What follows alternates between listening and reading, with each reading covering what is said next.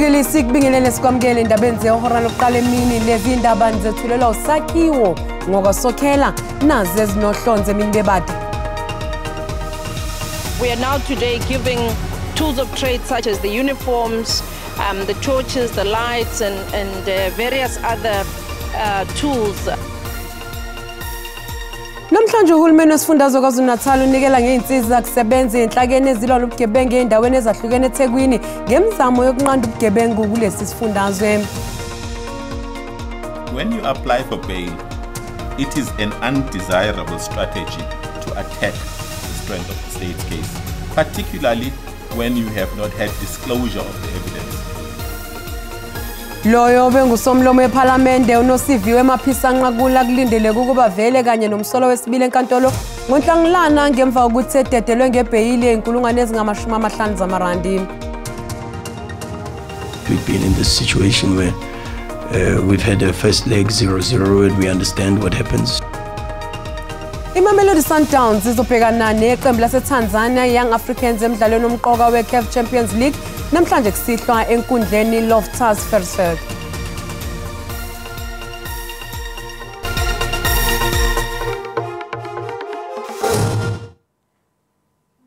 Undunankulu KwaZulu-Natal uNomusa Dube-Ncube unikezela ngeinsiza kusebenza enhlakeni ezilwa nobugebengu emphakathini emalokishini aseThekwini okubalwa kuzo-ke neimoto ezingama-95. Isifundazwe sifuna ukuqinisa ubudlelwane phakathi kwenhlaka ezilwa nobugebengu emphakathini kanye nenhlaka zomthetho. Ngalolu hlelo isifundazwe sifuna ukuqinisa ubudlelwane phakathi kwezinhlelo ezilwa nobugebengu emphakathini kanye nezinhlaka zomthetho.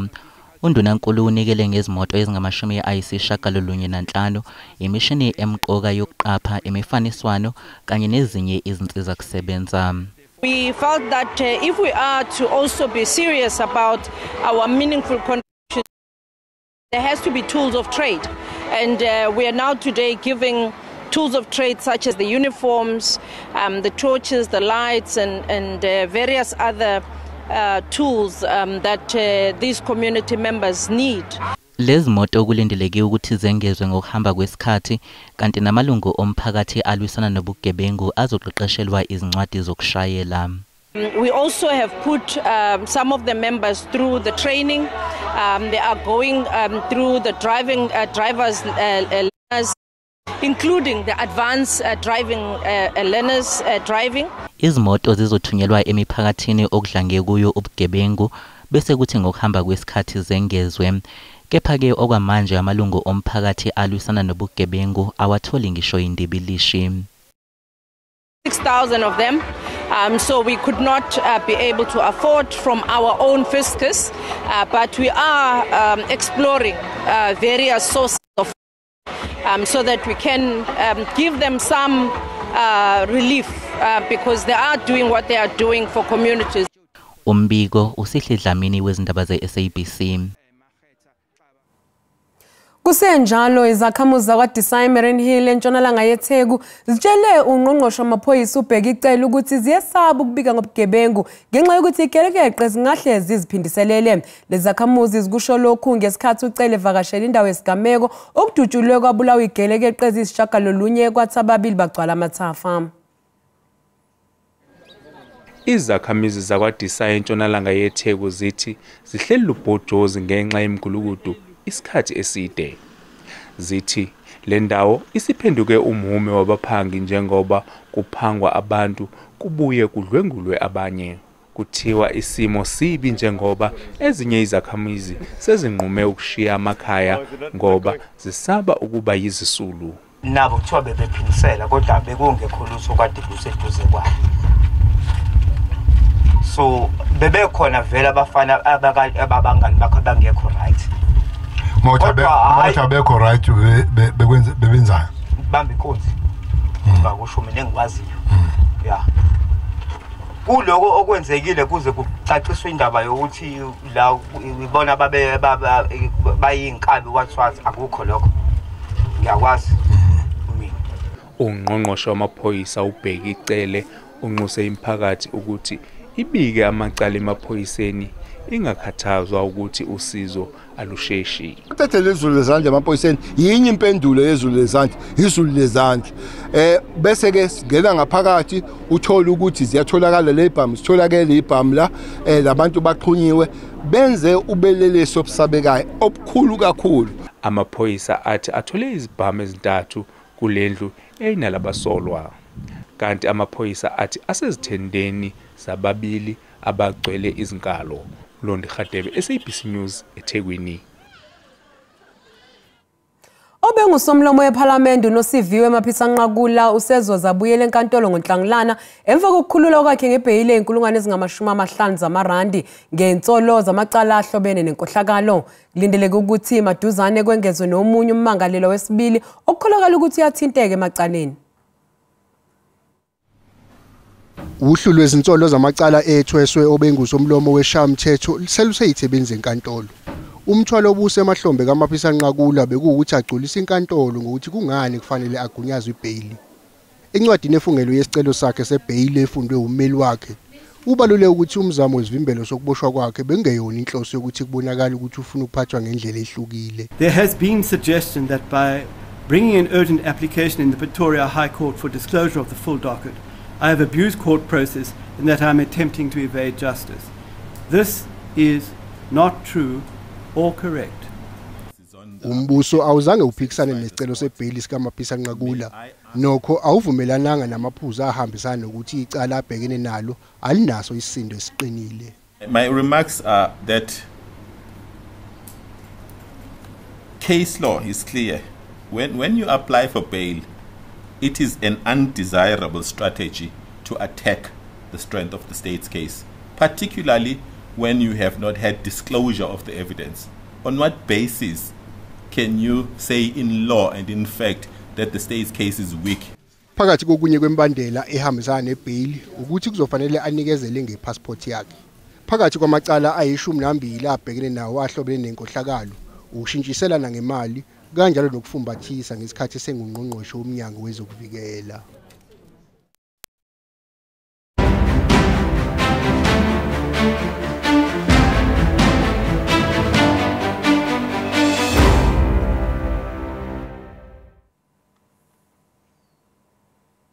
Inhlangano yengamela ukhetho i-IEC ixwayise labo abangenela ukhetho ukuba balandele umthetho wezokhetho uma bengakwenzi lokho bazoziphendulela. Lokhu kuzemva ukuthi amaqembu angaphezulu kwama-50 kanye nabazimele becikice ukuzibophezela ukuba bazolandela imigomo ukuze ukhetho kube olukhululekile nolungachemile.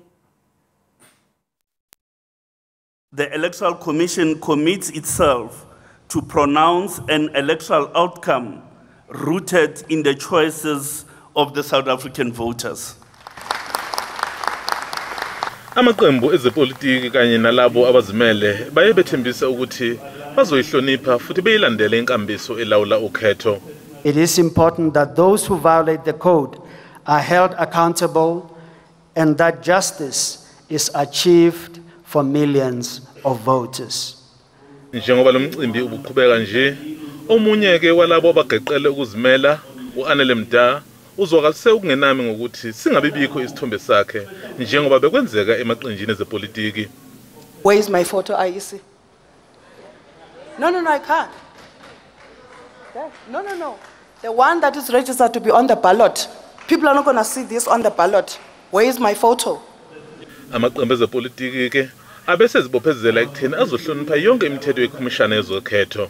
We call on all South Africans, including all ANC members, leaders and supporters, to abide by the code and to demonstrate maximum tolerance and respect. Our commitment is to protect South Africa from those who would exploit the end of one-party rule to foster anarchy. We will ensure maximum discipline from our ranks and take swift action against any of our fighters who undermines the code of conduct. IFP has championed free and fair elections as a foundation of democracy. Kubese kudonswa amagama amaqembu ukubona ukuthi iliphi elizoba phezulu ohlwini. Kwathi iqembu lingaziwa i-Alliance of Citizens for Change yaphuma kuqala. It's number one, not because it's an accident. God has spoken. kolunye udaba oluphathelene nalabo abangavumelekile ukuba sohlwini luzoba sesithebeni zenkantolo. Inkantolo ebhekelene nezokhetho izokhipha isinqumo sayo ngeviki elizayo. Lokho okuzochaza ukuthi ngabe loyo engumongameli uJacob Zuma uzokwazi yini ukuba sohlwini njengoba ethathele udaba alibeka enkantolo. Kulindeleke futhi ukuthi khona ngeviki elizayo iIEC ibise ikhipha ke uhlu lokugcina labantu ke abazoba ingxenye yalolo khetho. Umzondele Mbethu, SABC, eGoli. Umsakazeli womphakathi SABC uthi konke kumngomumo okubika ngaphandle kokuthatha uhlangothi ngesikhathi sokhetho likazwelonke oluzoba mhla zingama-29 ngenyanga ezayo. Lokhu kuqinisekiswe isikhulu esiphezulu se-SABC uNomsa Chabedi. Successful at covering elections, and this one is no different. And we do believe, I mean, if you listen to the IEC earlier today about the amount of people who've registered to vote, you realize that this is a very big election. And we are the only broadcaster in South Africa that will really be offering wall-to-wall coverage of this election in all our languages, including San and Sign language. So, we must remember that we have, we are on the ground in all the different provinces, and we've really got a strategic plan that we've put together in terms of just current affairs programming and news programming. And we need to remember that at SABC, we have an average of 26.4 million people who tune in every day to listen to, on our content. This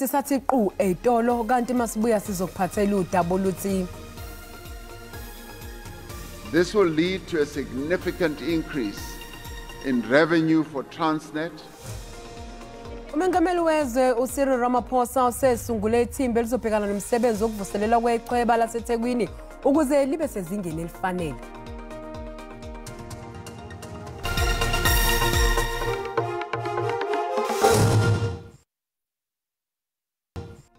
Bukeli sikubingelele sikwamukela uma ngabe usanda ngena udabeni oluhambe phambili besibike ukuthi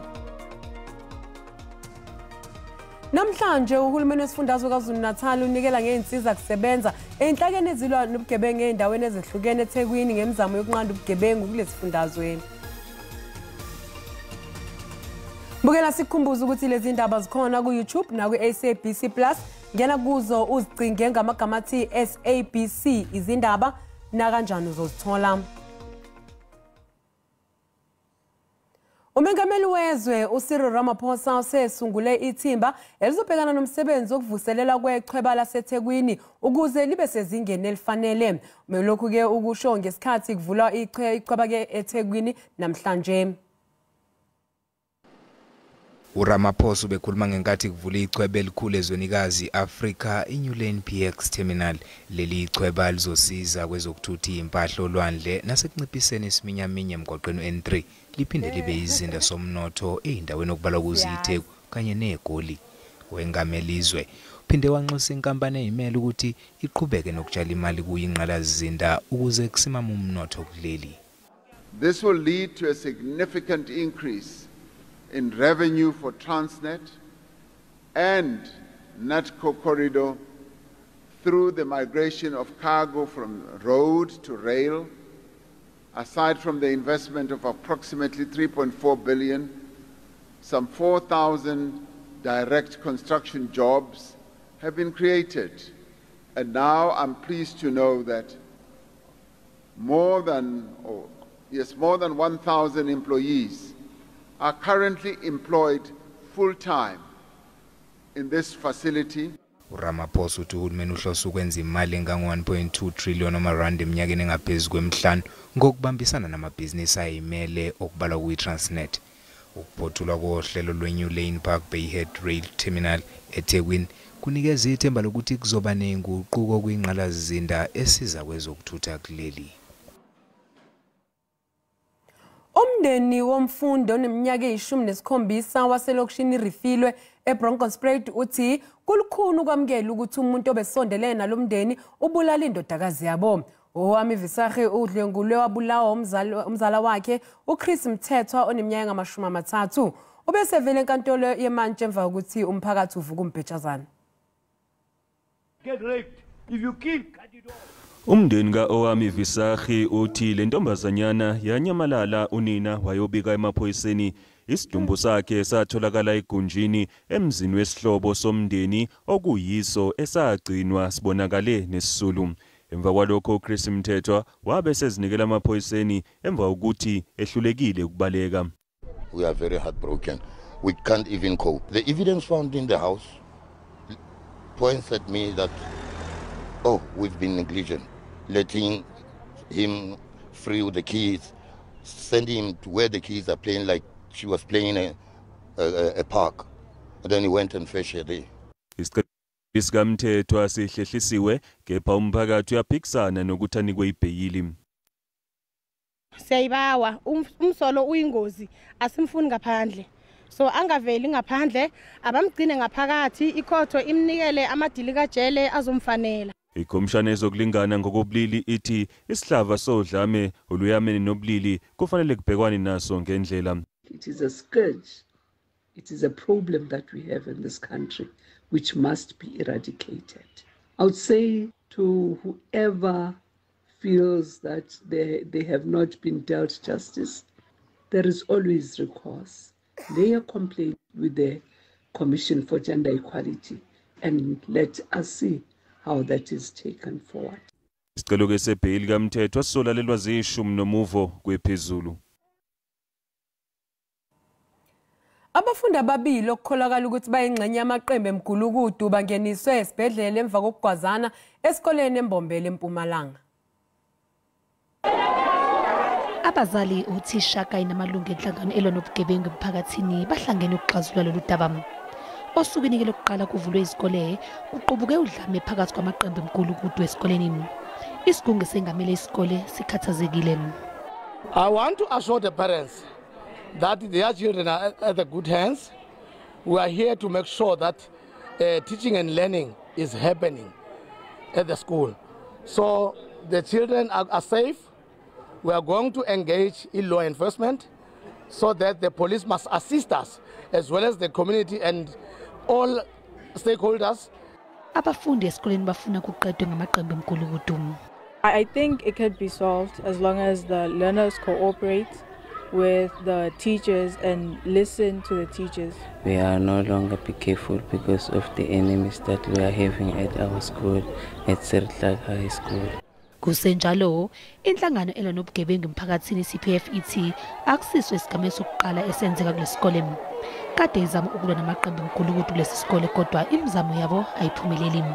Umnyango wezemfundo esifundazweni usigxekile kakhulu lesi sigameko. Umnyango wezemfundo e-Eastern Cape usubeke imali ezigidi ezingama-59 ukuqinisa ezokuphepha ezikoleni kulesi sifundazwe. Kulindeleke ukuthi kuhlomule izikole eziyi-130 kulolu hlelo esifundeni iNelson Mandela Bay. Isebe lezemfundo kwiphondo lempuma koloni liqale iphulo lokunciphisa ulwaphulo mthetho ezikolweni apha kwiphondo lempuma koloni. Kuquka kuzo ukuthengiswa kweziyobisi kunye nokuphanga.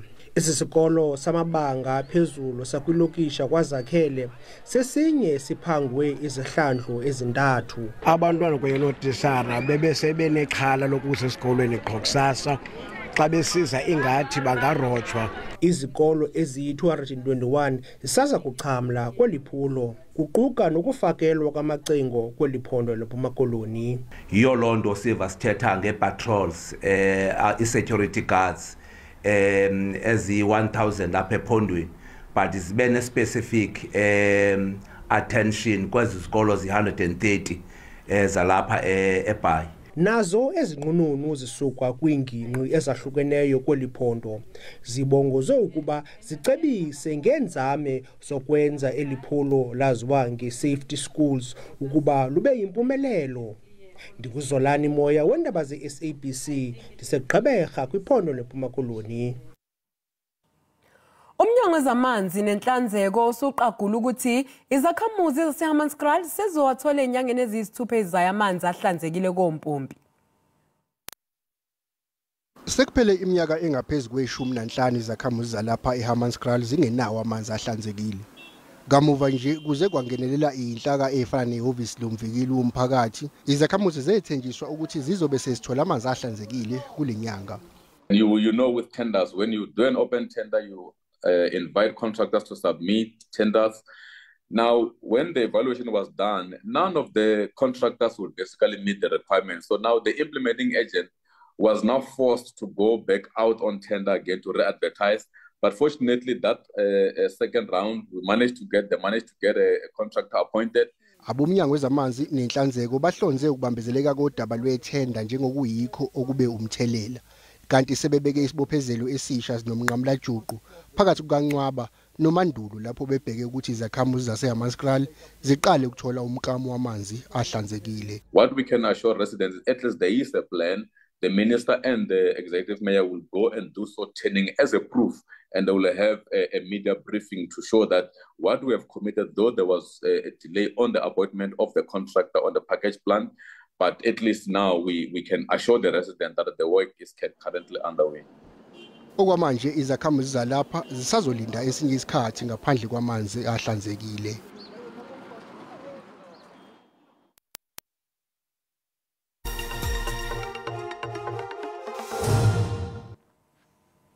Imamelodi Sundowns izobhekana neqembu laseTanzania iYoung Africans emidlalweni omqoka weCAF Champions League namhlanje kusihlwa enkundleni eLoftus Versfeld.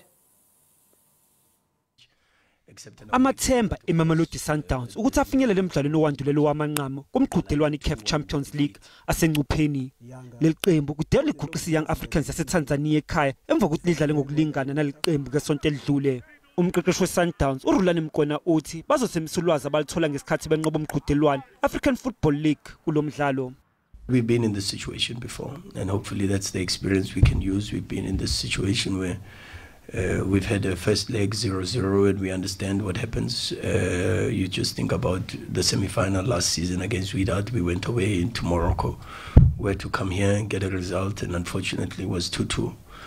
And that experience helped us in the MTN8 when we played Chiefs. It helped us even in the AFL final when we lost to Wydad, the very same Wydad in the first leg of the final 2-1, and we didn't have any advantage except an away goal. But of course, a 0-0 draw is not like a 2-1 defeat. Umdlalo wasemuva ukhulise Mdawu ufuna ukunqoba lo mqhudelwano. For me, I played for Bafana, I went for the bronze medal, and then I don't win the Champions League. I mean, it doesn't make sense.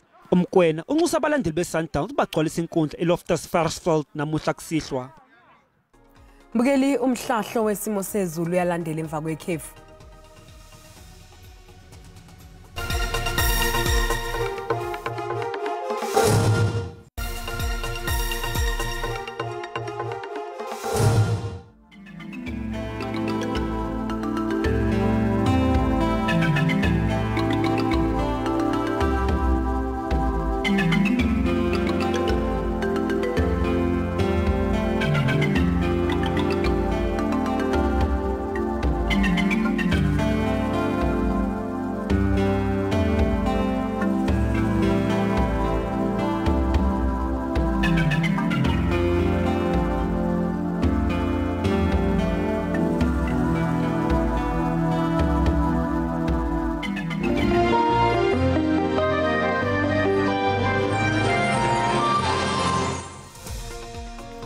Mbukeli sisibeka lapho ke indaba zehora lokuqala emini. Siyabuya ngehora lesikhombisa sobe sagiya ngalo olikaMageba eyakwasokhela lenkosazana uManzuza umshazi kaNoshada kaMaqhoboza kuze kube ngokuzayo usale kahle.